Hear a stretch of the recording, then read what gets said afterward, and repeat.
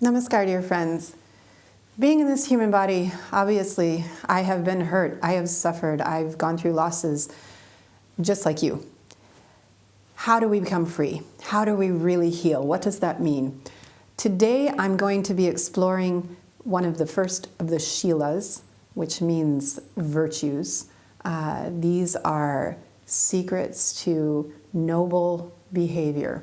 And the very first one is the secret also to emotional freedom, and it is forgiveness.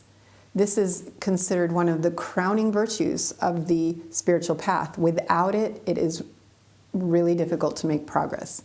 So we're going to be looking at how to truly forgive, why, how it's connected to becoming free of karmic patterns, cycles of action and reaction. And we're also going to look at when not to forgive, when forgiveness is actually a type of weakness of character and can lead to harm. So starting out with forgiveness, generally, it is one of the best things to do for yourself when you've been hurt is to forgive as soon as you can, not to hold on to things. The longer you hold on to something, the heavier it becomes. Just like, if I'm holding on to this water bottle, right now I can hold it, no problem. But if I keep holding it, and if I keep holding it, and I keep holding it, it's going to start to fatigue my muscles. It's going to create more and more pain the longer that I hold on to it. So it's not just the weight of it, it's how long you hold on to things that creates suffering. And some people, we can be holding on to things that happened in our childhood, even when we are way, way past that situation, and have much more power than we did when as a child to change our lives, to no longer be limited or conditioned by those hurts that happened then. So this process of healing is a process of coming to how change our perspective on the hurts that we have endured. Part of this is cultivating what we call a tantric approach to understand that obstacles are not there as punishments. Obstacles make me stronger. Obstacles become part of my who I am. Like somebody who's been through battles has battle scars, but there's something that are also can be worn with a type of pride, to show what you've survived. They are, anyway, whether you like them or not, they're there, and they make you exactly who you are. They are part of your identity, and not just in a negative or limiting way. Now, when we hold on to the reaction, what happens when we're hurt? Obviously, hurt's going to lead to a self-defense reaction. We don't want it to happen again. You hear a lot of people after a heartbreak or something like, oh, I'm never going to trust anyone again. I will never let anyone get that close to me. And this means then that the result of that hurt is bitterness and resentment and closure of the heart, which if you're on a spiritual path, that's a regression, whereas when you've been through a hurt, that is not the only option available. It is a, obvious one. It's an easy one. It's one that often feels well justified, because if you've been hurt, you feel justified also in feeling victimized. You were victimized, you were treated wrongly, you do deserve better, etc., etc. But holding on to that pain, holding on to that anger, holding on to that hatred, it's like drinking poison and hoping the other person dies. It's not going to happen. You're only going to get sick. Physically, you can even get sick. Holding on to resentment, anger, all of these emotions, it can create digestive problems. It's kind of like a lack of being able to digest life, refusing to digest life. So you can get digestive problems, you can get heart issues, sleep problems, insomnia. Many things can get affected. So even on the physical health level, it is better not to hold on to that poison, not to hold on to that stuff, because it's going to make us toxic inside.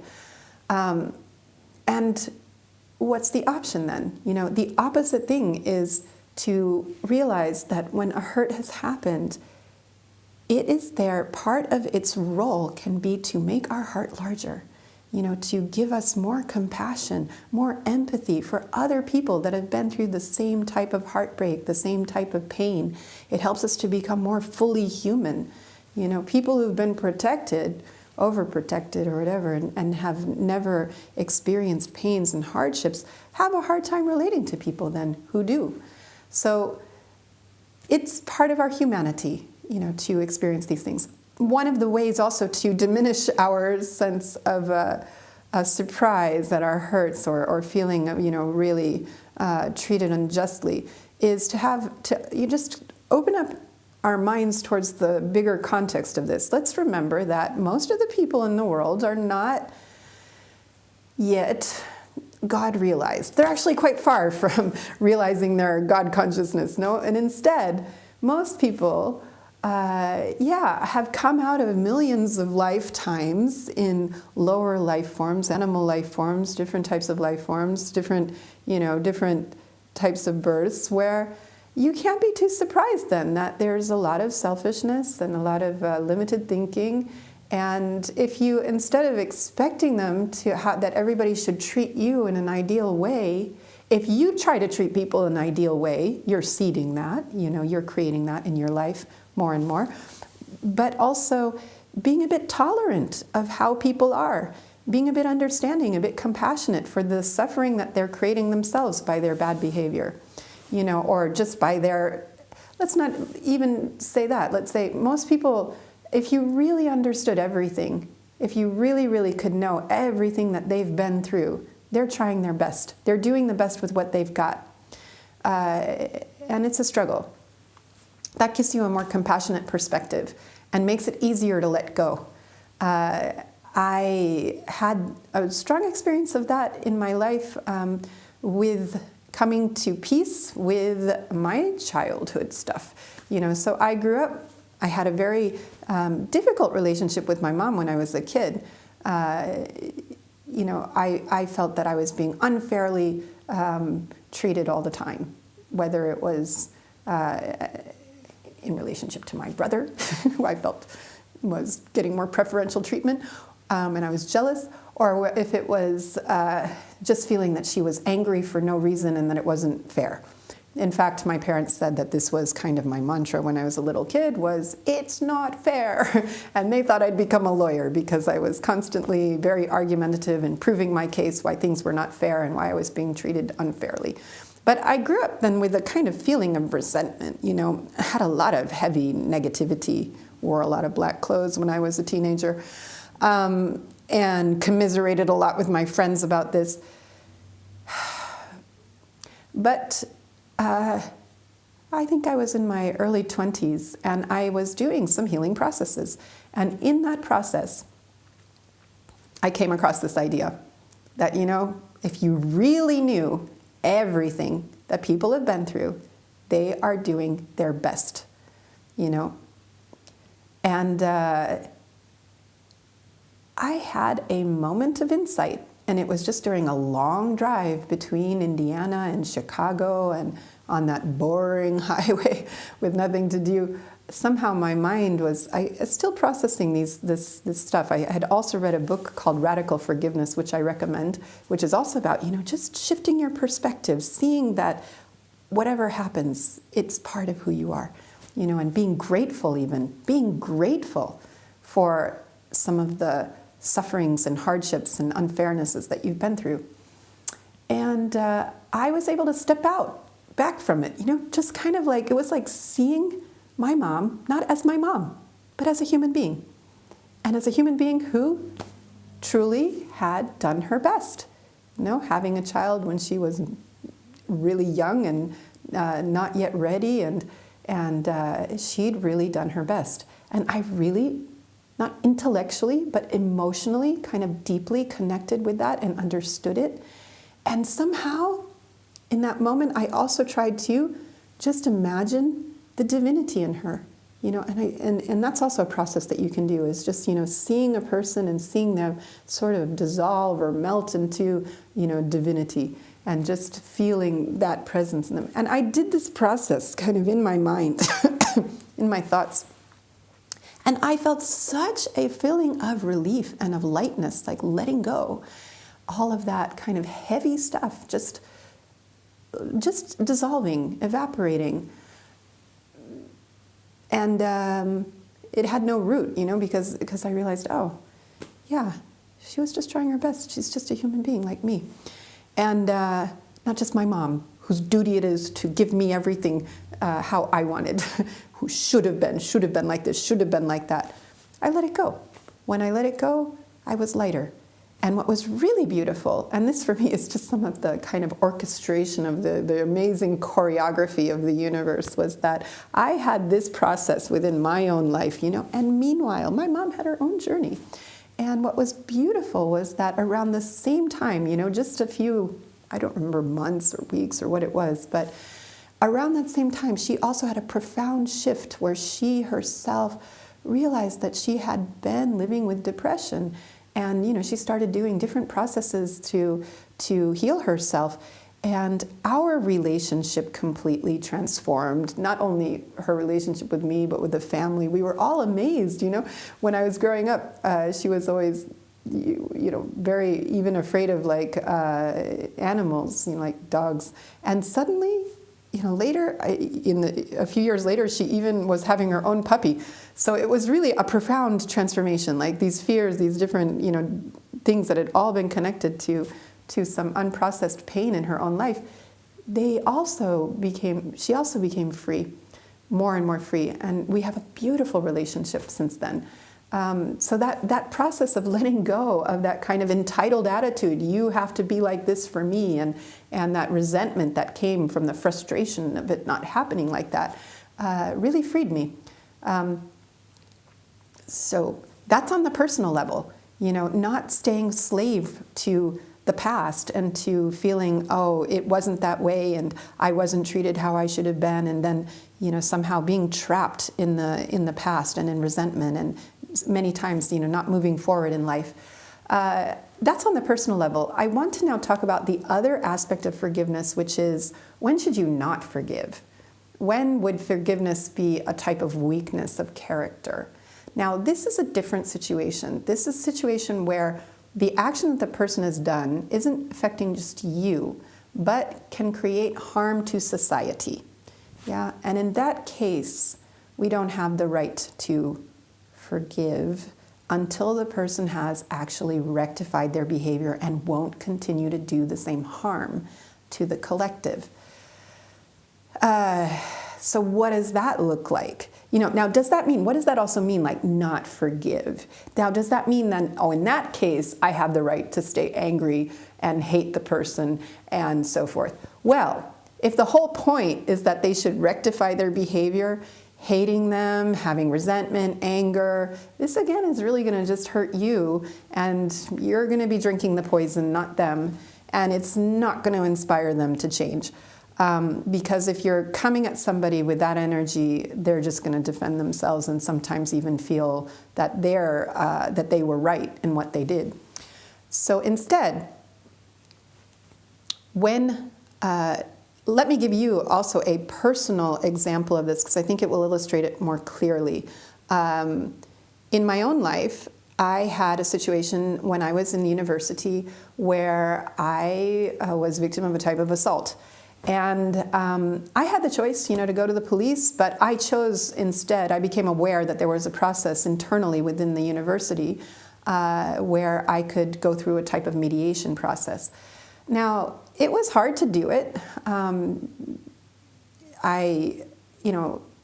hesitated at first to do it, but going through the process, I had some very supportive friends, and going through the process, I had to sit there together with him, and there were 2 mediators present. But I had the chance to really be heard, to tell my story, and with the help of the mediators, he had to really hear it. Alcoholism and being drunk was part of the whole issue, and so he didn't even really remember the incident, let alone how it had impacted me. He wasn't so aware. So when I shared my side of the story, I don't think that in and of itself really shifted his perspective, but it certainly convinced the mediators, listening to both sides, that indeed an injustice had happened, and they gave me the opportunity to choose what the consequence to the action would be. And the first option offered was expulsion from the university. And as much as I felt what had happened was wrong, I also didn't feel it would be right on my side to stop his growth, to stop his ability to finish his education. I was aware that could have just impacted his whole life. But they gave me an alternative, which I liked better. And that was to send him through a type of counseling and educational process where he would have to face, understand better alcoholism, as well as assault, and how to, be more aware about not ever doing that again. And this I felt was important. I really wanted him to understand that what he did was not okay, was wrong, and never to do it again to anyone else.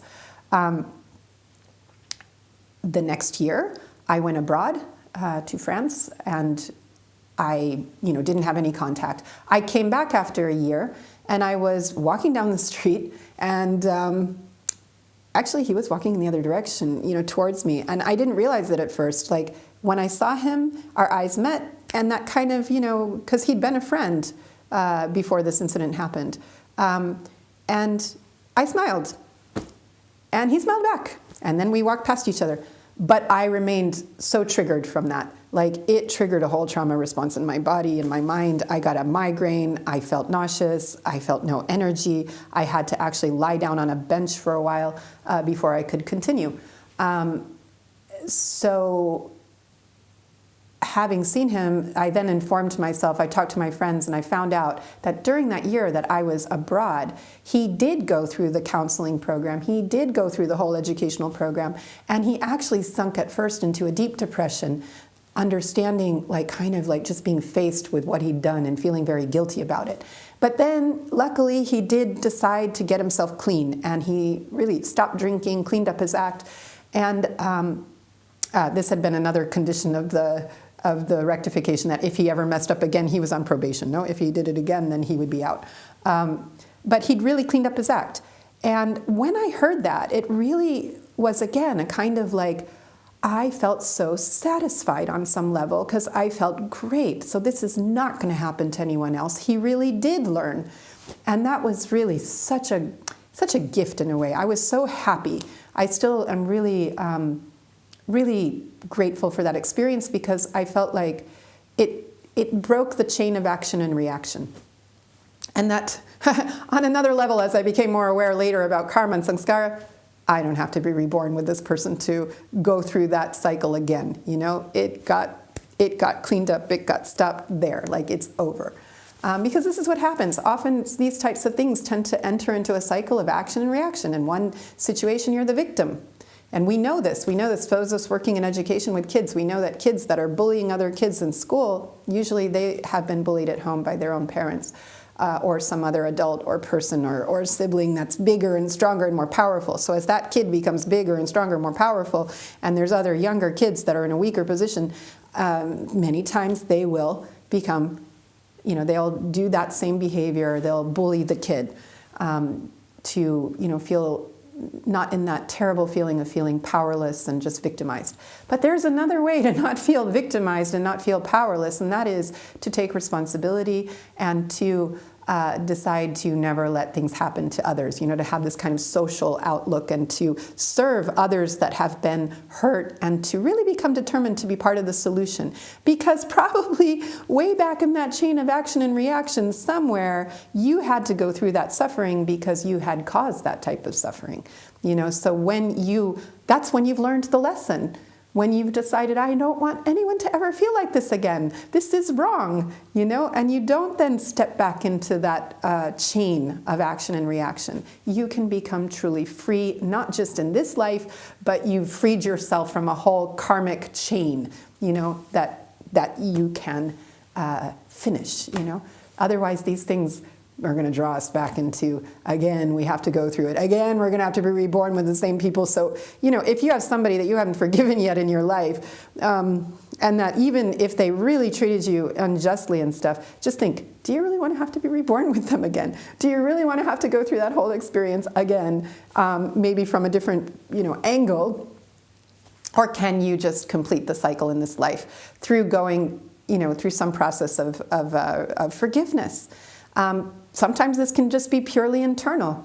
But sometimes, just facing the people that have harmed you again. If you can be heard, if they can listen, this is so healing. There is a whole beautiful process called restorative justice.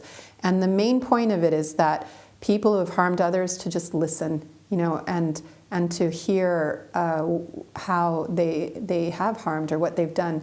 And that this can go so much more towards rectifying their behavior, towards creating a realization, towards creating responsibility, and for them to become better people, than punitive systems.